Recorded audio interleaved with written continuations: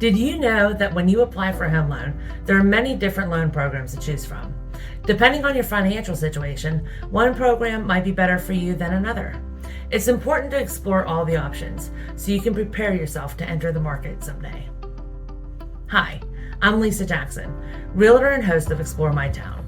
Today, alongside my trusted mortgage specialist, I want to help you understand the many home loan options and be informed about the differences. I'm here today with Scott Trout, mortgage specialist with PA Equity Resources. Scott, thanks for being here again. Sure. Thank you, Lisa. Sure. So as a team, we want to inform our clients about the lending process, the different programs that are out there for buyers to be able to finance to get their mortgage, or for homeowners that want to do a refinance.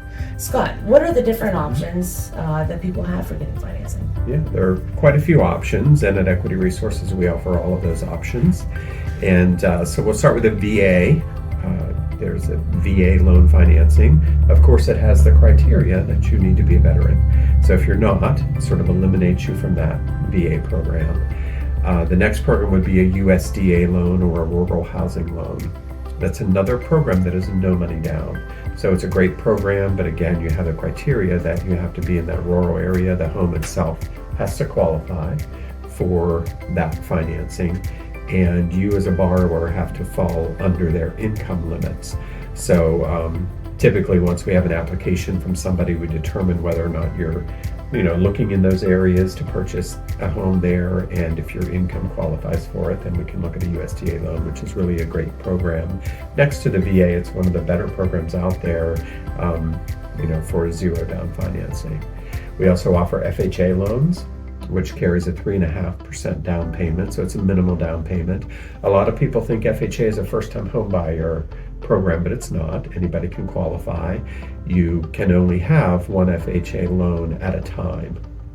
So if you have an FHA loan now and you're selling to purchase another one, as long as that home gets sold off within the purchase of the new one, then you're fine to have FHA financing again with a 3.5% down payment.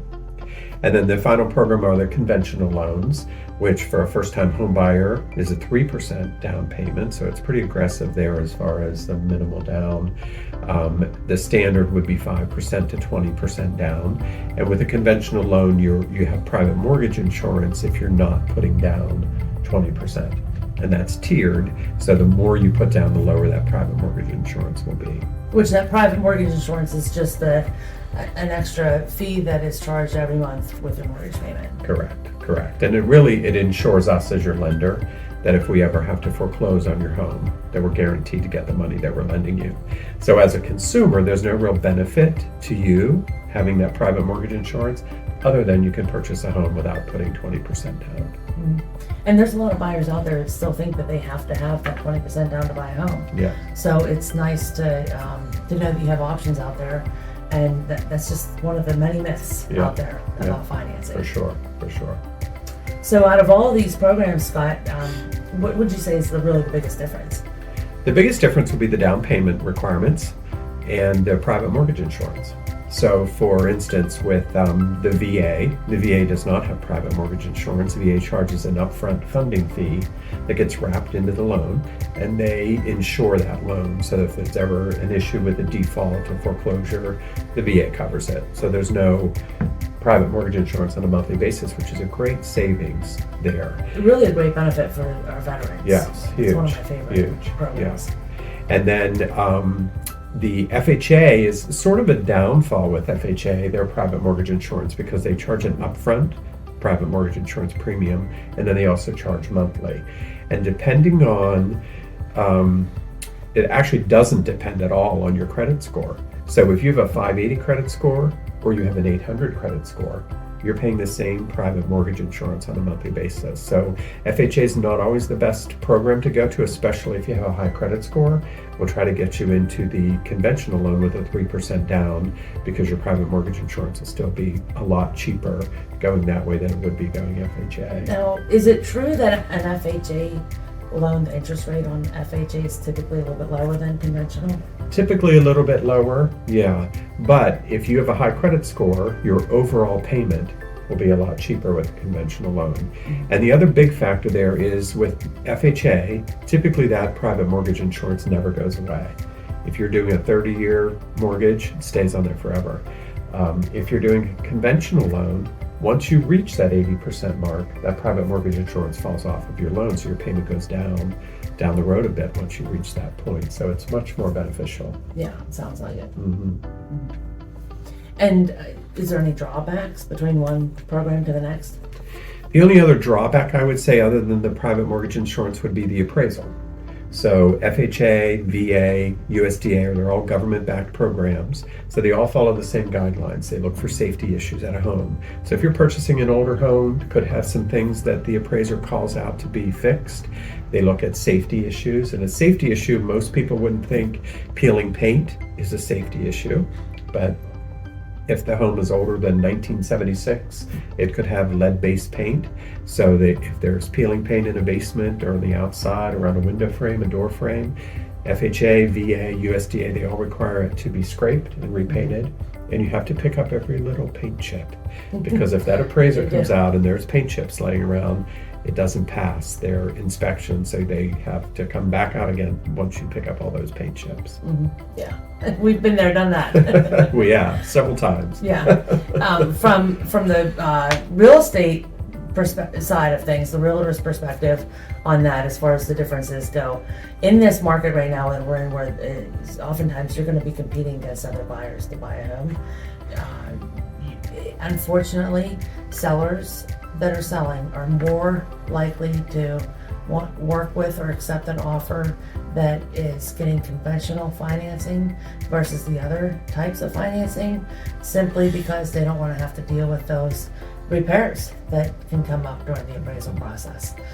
So that's something we need to keep in mind as well too. And there's certain strategies that I use with my buyers that are going with VA or FHA or USDA financing, that we can get them the home through our terms that we put into the offer. Sometimes we'll offer to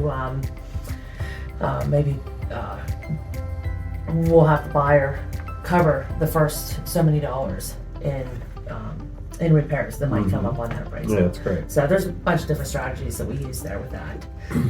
But anyway, Scott, how would somebody find out what loan program is best for them, or which one that they would have to use to buy a home? Yeah, sure. So it all starts with an application, and we try to make that process as simple as possible with a digital link that you enter your information into.